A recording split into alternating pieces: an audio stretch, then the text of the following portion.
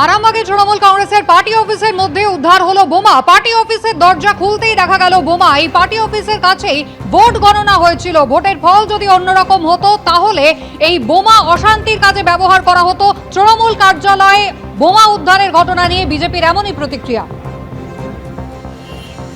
ছবি আপনারা দেখতে পাচ্ছেন, এই হলো তৃণমূলের পার্টি অফিস, আর পার্টি অফিস খুলতেই দেখা গেল বোমা।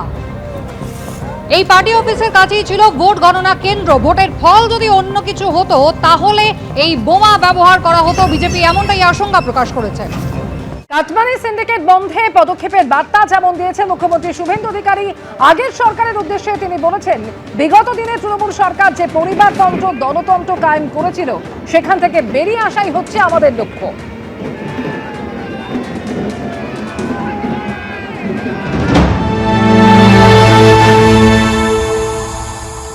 সংবিধান বাবা সাহেব আম্বেদকর তৈরি করে গেছিলেন, সেখানে প্রথম লাইনে লেখা আছে for the people, by the people, of the people. বিগত দিনে তৃণমূল সরকার for the family, by the family, of the family অথবা for the party, by the party, of the party করেছিল। আমরা যাতে সেখান থেকে বেরিয়ে আসতে পারি, সেটাই হোক আমাদের সকলের লক্ষ্য। জনগণের পরামর্শ নিয়ে চলবে পশ্চিমবঙ্গের নবগঠিত এই সরকার। সাধারণ মানুষ নিজেদের পরামর্শ পাঠাতে পারবেন বিজেপি সভাপতিদের কাছে, তারা তাদের পরামর্শ পাঠাতে পারবেন হোয়াটসঅ্যাপের মাধ্যমে, যা মুখ্যমন্ত্রীর কাছে পৌঁছে যাবে এবং একেবারে সরাসরি জনগণের সঙ্গে এভাবেই আজ যোগাযোগ স্থাপন করলেন শুভেন্দু অধিকারী। সিএমও দপ্তর থেকে ফিডব্যাকও পাওয়া যাবে এমন আশ্বাসও দিয়েছেন তিনি।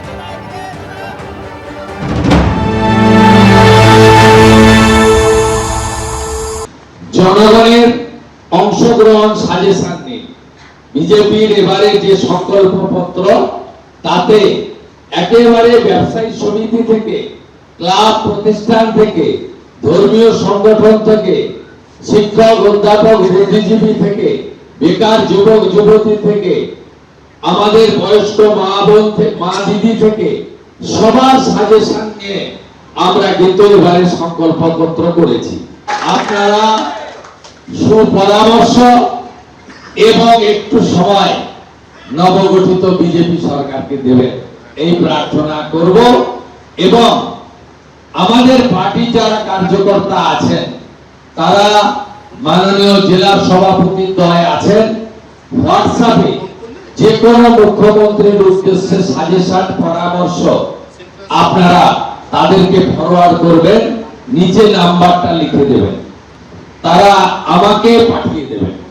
আমি এইটা চালু করে দিয়ে গেলাম কাল থেকে।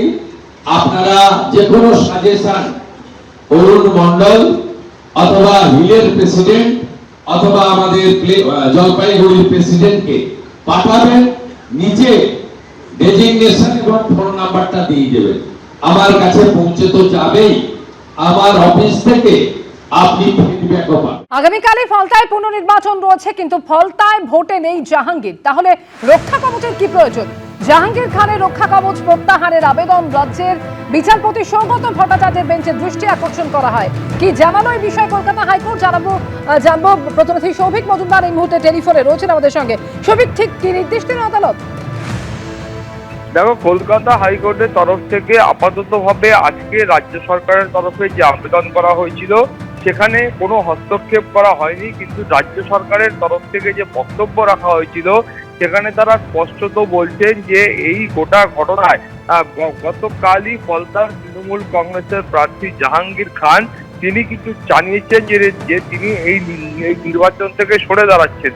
ফলে তিনি যখন নির্বাচন থেকে সরে দাঁড়াচ্ছেন তখন সেই পর্যায়ে এই কলকাতা হাইকোর্টের তরফ থেকে যে রক্ষা কবচ দেওয়া হয়েছিল সেই রক্ষা কবচের আদৌ আর এই মুহূর্তে জাহাঙ্গীর খানের কোনো প্রয়োজন নেই।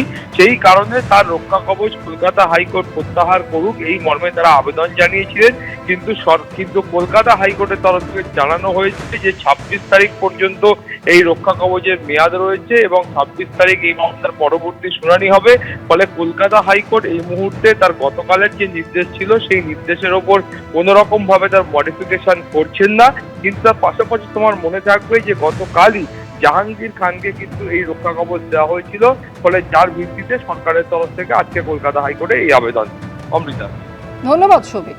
এবিপি আনন্দ, এগিয়ে থাকে, এগিয়ে রাখে।